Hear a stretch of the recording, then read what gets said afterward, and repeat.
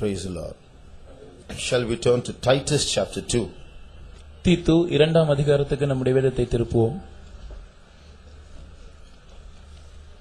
And read from verses 11 to 14. 11ஆம் வசனம் துவங்கி 14ஆம் வசனம் வரைக்கும் வாசிப்போம். ஏனெனில் எல்லா மனுஷருக்கும் ரட்சிப்பை அளிக்கத்தக்க தேவ கிருபையானது பிரசன்னமாகி நாம் அவபக்தியையும் லௌகிக இச்சைகளையும் வெறுத்து தெளிந்த புத்தியும் நீதியும் தேவ பக்தியும் உள்ளவர்களாய் இவ்வுலகத்திலே ஜீவனம் பண்ணி நாம் நம்பியிருக்கிற ஆனந்த பாக்கியத்துக்கும் மகாதேவனும் நமது இரட்சகரும் ஆகிய இயேசு கிறிஸ்துவினுடைய மகிமையின் பிரசன்னமாகுதலுக்கும் எதிர்பார்த்து கொண்டிருக்கும்படி நமக்கு போதிக்கிறது. அவர் நம்மை சகல அக்கிரமங்களினின்று மீட்டுக்கொண்டு தமக்குரிய சொந்த ஜனங்களாகவும் நற்கிரியைகளை செய்ய பக்தி வைராக்கியம் உள்ளவர்களாகவும் நம்மை சுத்திகரிக்கும்படி நமக்காக தம்மை தாமே ஒப்புக் கொடுத்தார். For the grace of God that bringeth salvation hath appeared to all men, teaching us that, denying ungodliness and worldly lusts, we should live soberly, righteously and godly in this present world, looking for that blessed hope and the glorious appearing of the great God and our Saviour Jesus Christ, who gave himself for us that he might redeem us from all iniquity and purify unto himself a peculiar people zealous of good works. Praise the Lord. கர்த்தருக்கு ஸ்தோத்திரம். As most of you may already know, we are going to study the Word of God these days under the central theme, the last days. உங்களில் அநேகருக்கும் ஏற்கனவே தெரிந்திருக்கிறபடி இந்த நாட்களிலே இந்த தொடர்ச்சியான வேத பாடங்களை கடைசி நாட்கள் என்ற தலைப்பில் நாம் கவனிக்கப் போகிறோம். I would first of all like to define what that term means. இந்த பதம் எதை குறிக்கிறது என்பதை முதலாவது நான் விளக்கும்படியாய் வாஞ்சிக்கிறேன். When we speak of the last days, we are not saying that the world is going to end very soon. கடைசி நாட்கள் என்பதை பற்றி நாம் பேசும்போது இந்த உலகம் உடனடியாக முடிய போகிறது என்று நாம் அர்த்தம் சொல்வதில்லை. The Bible has said in many places, like he said in these verses that we just read, that Jesus is going to come back again. வேதத்தில் அநேக இடங்களில் நாம் வாசித்ததான இந்த வசனங்களில் கூட இயேசு மறுபடியுமாய் வரப்போகிறார் என்று வேதம் குறிப்பிடுகிறது. And he's not going to come back to live in this world like he did once before. ஏற்கனவே ஒரு முறை அவர் இந்த உலகத்தில் பிறந்து வாழ்ந்தது போல இரண்டாவது முறை அப்படி வரப்போகிறதில்லை. He's going to come for a brief second to come and take away his faithful ones. அவர் ஒரு க்ஷணப்பொழுது மாத்திரமே தன்னுடைய உண்மையாய் இருக்கிற தன்னுடைய ஜனங்களை சேர்த்துக் கொள்ளும்படியாய் இந்த பூமிக்கு வரப்போகிறார். That is what we call the second coming of Jesus Christ. அதைத்தான் நாம் கர்த்தராகிய இயேசு கிறிஸ்துவின் இரண்டாம் வருகை என்று அழைக்கிறோம். And after that, this world is going to fall into a terrible dark period of 7 years. அதற்கு பிற்பாடு இந்த உலகமானது மிகவும் பயங்கரமான ஒரு இருண்ட 7 வருட காலத்துக்குள் அது அகப்பட போகிறது. It's going to be a short period of 7 years, but a period that is unprecedented in damage and in calamities. அது 7 வருடம் என்ற ஒரு குறுகிய காலகட்டமாக இருந்தாலும் சேதத்துக்கும் பயங்கரமான தீமைகளுக்கும் இதுவரைக்கும் இல்லாத அளவுக்கு அளவே இல்லாத ஒரு சேதத்தையும் தீமையும் விளைவிக்கக்கூடிய ஒரு 7 வருடமாக அது இருக்க போகிறது. So the period, those days or years before Jesus comes is what we call the last days. இயேசு மறுபடியுமாய் வரப்போகிறதான அந்த நாளுக்கு முன்பாக இருக்கிற சில நாட்களை தான் நாம் கடைசி நாட்கள் என்று அழைக்கிறோம். We just read in this scripture portion about our blessed hope and are looking forward to the coming of our Lord Jesus Christ. நம்முடைய கர்த்தராகிய இயேசு கிறிஸ்துவின் வருகைக்கு எதிர்பார்க்குதலையும் நம்முடைய அனந்த பாக்கியத்தையும் குறித்து இந்த வசனங்களிலே நாம் இப்பொழுது வாசிக்க கேட்டோம். There are many promises about this coming of Jesus Christ, and these are one of the few unfulfilled promises, and it's going to take place very soon. கர்த்தராகிய இயேசு கிறிஸ்துவின் வருகை குறித்த अनेक வாக்குத்தத்தங்கள் இருக்கிறது. அவற்றில் இதுவும் ஒன்றாய் இருக்கிறது. இந்த வாக்குத்தத்தங்கள் வெகு சீக்கிரத்திலே நிறைவேற போகிறது. So before we enter into the topic, I would like to give you a few introductory points. நாம் நம்முடைய கருத்துக்குள் ஆழமாக செல்வதற்கு முன்பாக சில அறிமுகமான சில கருத்துக்களை நான் உங்களுக்கு சொல்ல விரும்புகிறேன். I'll give you 5 points. நான் 5 காரியங்களை உங்களுக்கு முன் வைக்கிறேன். As to why this topic has been selected. இந்த நாட்களில் இந்த தலைப்பு ஏன் தெரிந்தெடுக்கப்பட்டிருக்கிறது என்பதற்கான 5 காரியங்கள். First of all, shall we turn to Proverbs chapter 1 and read verses 20 to 22. முதலாவதாக நீதிமொழிகள் 1ஆம் அதிகாரத்தின் 20 முதல் 22 வசனங்கள் வரைக்கும் நாம் வாசிப்போம். ஞானமானது வெளியே நின்று கூப்பிடுகிறது, வீதிகளில் சத்தமிடுகிறது, அது சந்தடியுள்ள தெருக்களின் சந்திலும் ஒளிமுக வாசலிலும் நின்று கூப்பிட்டு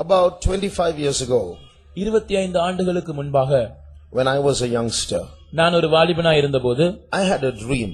எனக்கு ஒரு சொப்பனம் உண்டானது. I was sleeping. நான் தூங்கிக் கொண்டிருந்தேன். And I was lying down and looking up into the skies.